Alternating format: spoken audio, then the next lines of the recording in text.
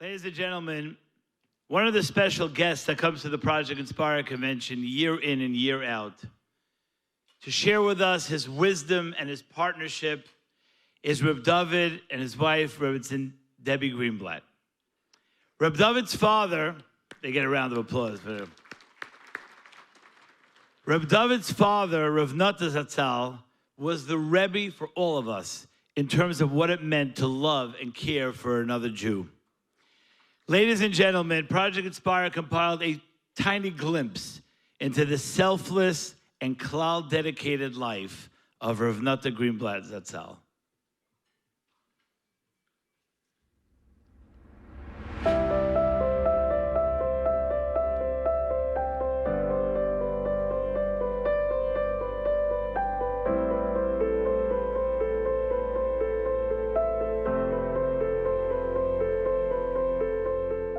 My great-uncle, Rav Nota Greenblatt, filled the room. His personality, his charisma. There's no one else in that room that you wanted to listen to, whether it was Divrei Torah, his story, his humor. Rav Nota was a brisker Talmid Chacham.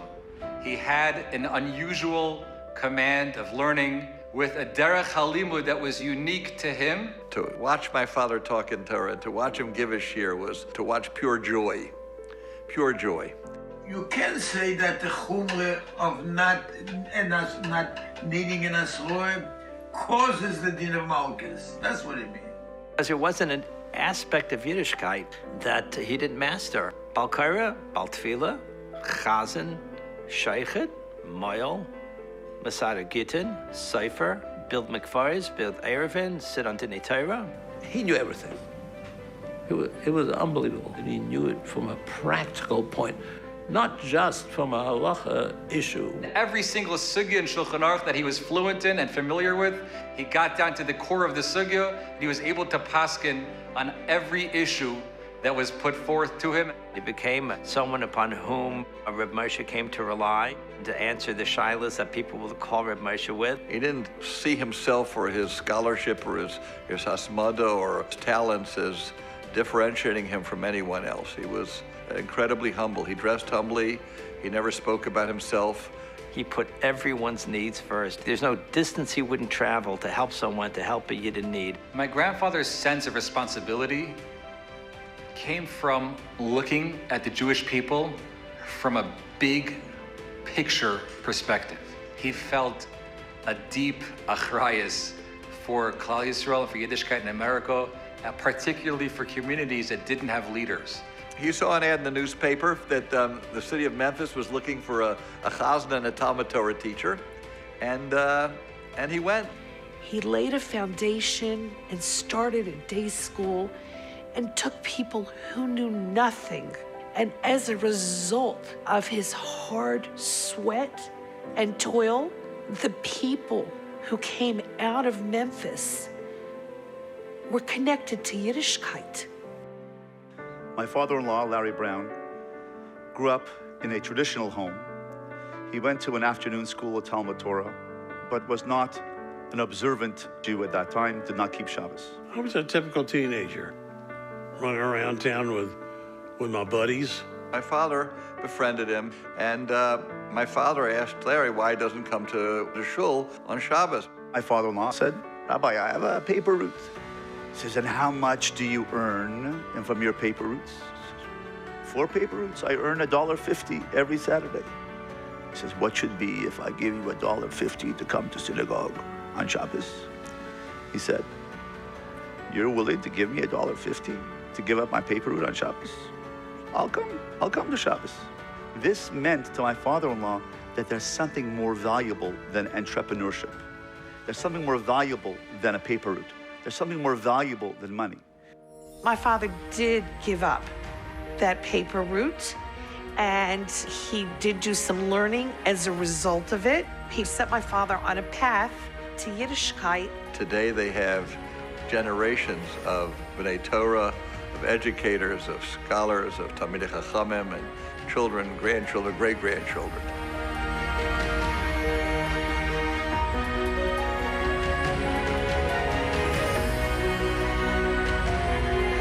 We have so many things that we do that many don't know about or many haven't participated in, and for $1.50 or whatever it would be, or for just caring and being involved with these neighbors and friends, we can interest them in our wonderful lives, and you'd be surprised what an impact you could make. One small deed can have major ripple effects, and it can affect generations and generations to come.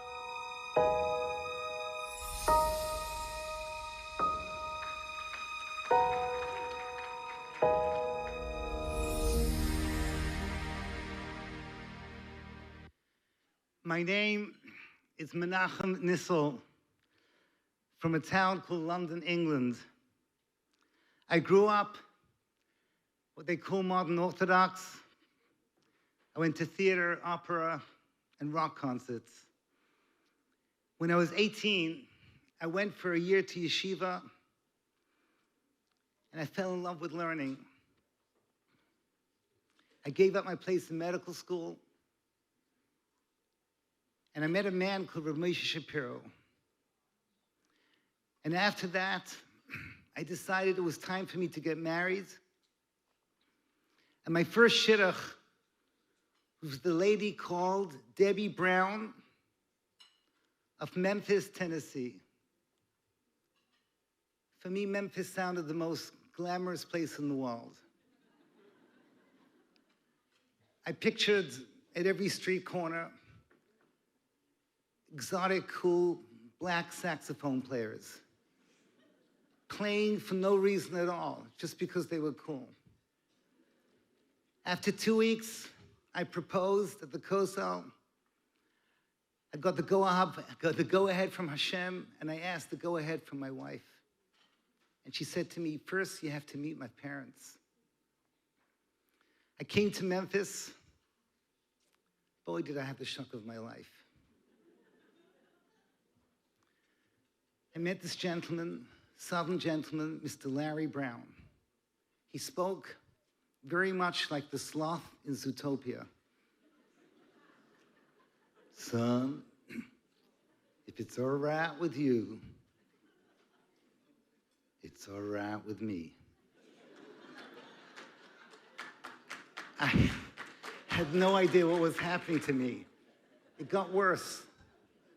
He went on to tell me that Memphis was the third biggest city on the Mississippi and handled 50% of the United States melon crops.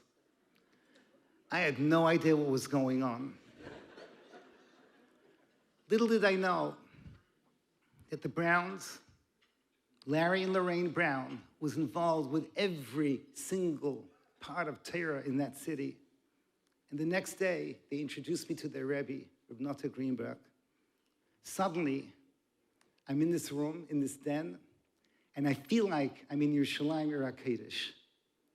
These old Sfarim, I remember specifically, an old Nota B'Yehuda was open, Rabbi Akiva Eiger.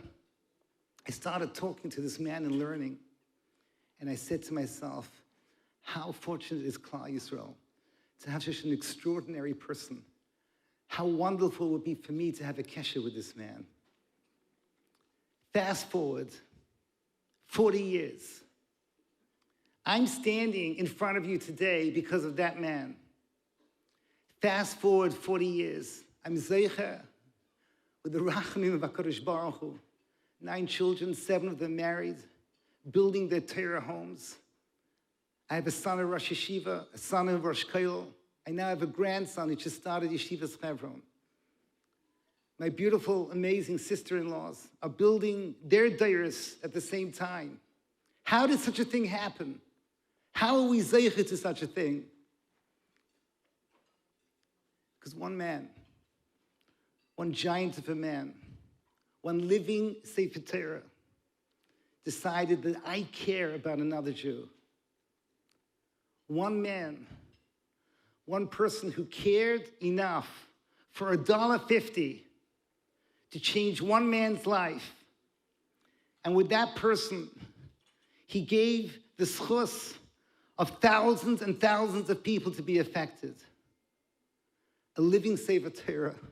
How much a curse I have to this tzaddik, this gadol, Rav Nota Greenblatt.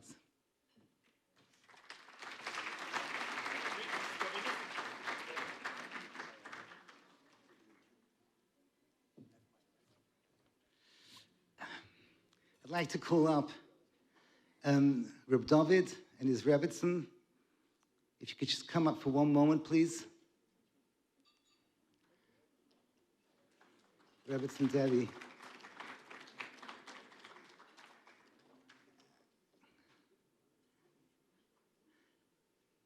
Come stand over here, please. Just for one moment. You're not in trouble.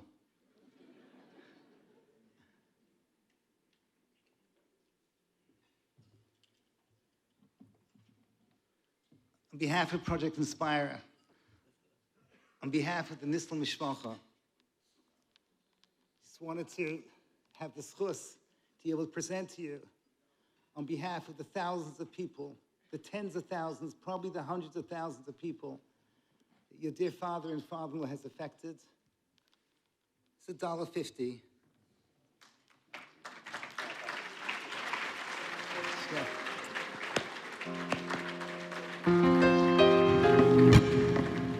I just want to say thank you. Just 2 seconds. I just want to say thank you to Rabbi Nissel, and everything you've become is because of who you are. And your father-in-law got $1.50, and some people would say, great, I don't have to work today, I made $1.50. And someone wiser says, it must be that Shabbos is more important than money. And that's the lesson he took, and that's why he built a beautiful family that you're part of. I'm sure my father would be honored to be here tonight and to celebrate the fact that you're one of the son-in-laws of the Browns. And thank you very much on his behalf. Thank you.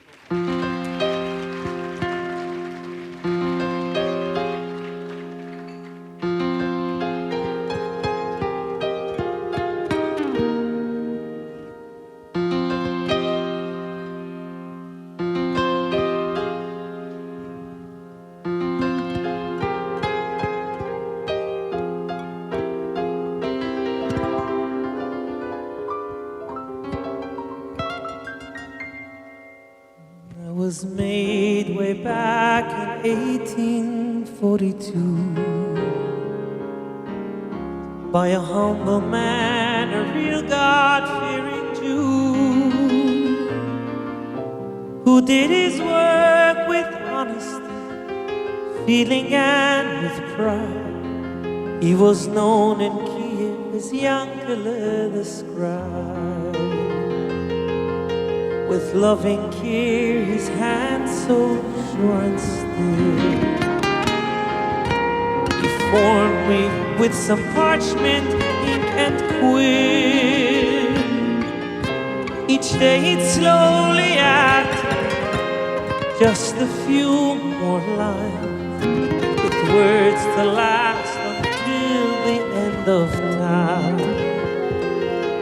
And on the day that I was finally complete, the whole town came and filled the narrow street.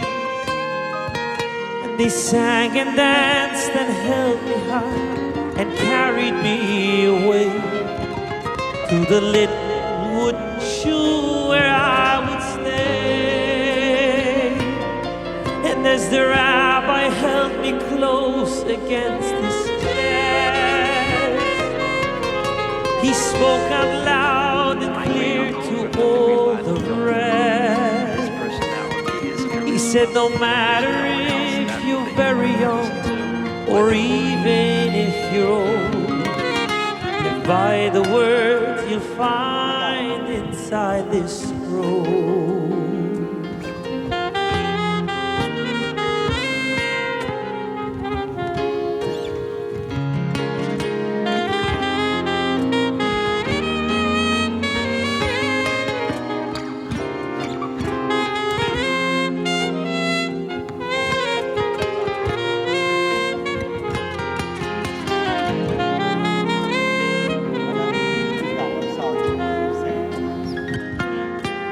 If you hear my voice, wait then you come along